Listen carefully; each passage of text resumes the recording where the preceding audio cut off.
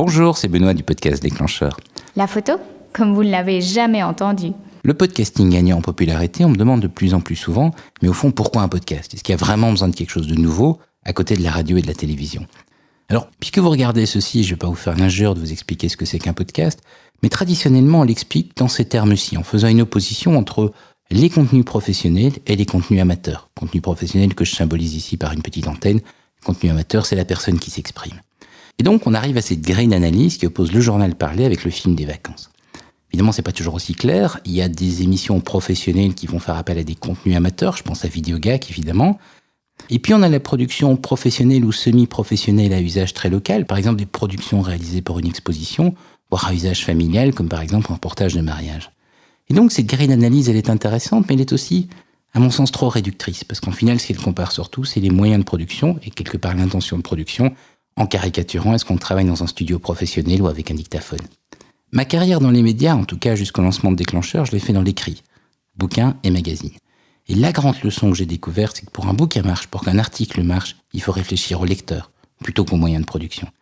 Et donc je propose d'enrichir l'analyse en réfléchissant aux auditeurs, aux spectateurs des podcasts. Et qu'est-ce qui change pour eux ? Ils ont une écoute libre dans l'espace et dans le temps.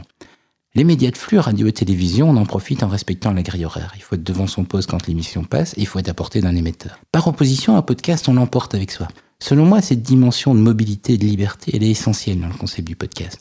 Une web radio, c'est pas un podcast, parce que c'est toujours soumis à une grille horaire. Donc l'écoute libre dans l'espace et dans le temps, c'est essentiel. Et sur Déclencheur, on le symbolise de cette manière. Ce qui me donne une grille d'analyse bien plus riche. J'ai un nouvel axe, et cet axe supplémentaire, il va nous emmener vers des médias de plus en plus spécialisés, des médias de niche, des médias verticaux. Pourquoi ? Parce que les médias de flux, ils touchent tout le monde.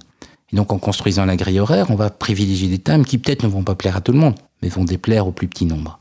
À l'opposé, on a le reportage de vacances, très personnel. Ensuite, on va trouver de la communication d'entreprise, enregistrée dans un contexte professionnel, mais ciblant uniquement les clients de l'entreprise, donc un marché beaucoup plus petit.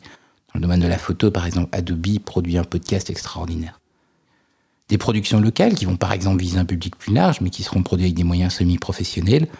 Puis pour conclure l'exemple, encore un reportage de mariage.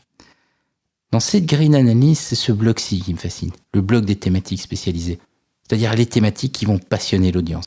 Ça peut être un point d'actualité, parce qu'on peut être passionné par un élément d'actualité au point de chercher plus d'informations que la petite interview d'1 minute 30 qu'on entend au journal parler. Mais ce sera surtout des sujets d'enrichissement personnel ou professionnel.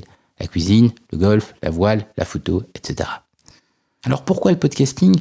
Parce qu'on peut aborder ces sujets qui sont des sujets passionnants, qu'on ne traite habituellement que dans la presse écrite spécialisée, et il permet d'être traité avec la force, la proximité, la clarté de l'audiovisuel. Et donc pourquoi le podcasting ? Pour compléter la radio-télévision. Exactement comme dans la presse écrite, les médias spécialisés complètent les médias généralistes. Merci de votre attention, et n'oubliez pas, ça continue sur www.déclencheur.com.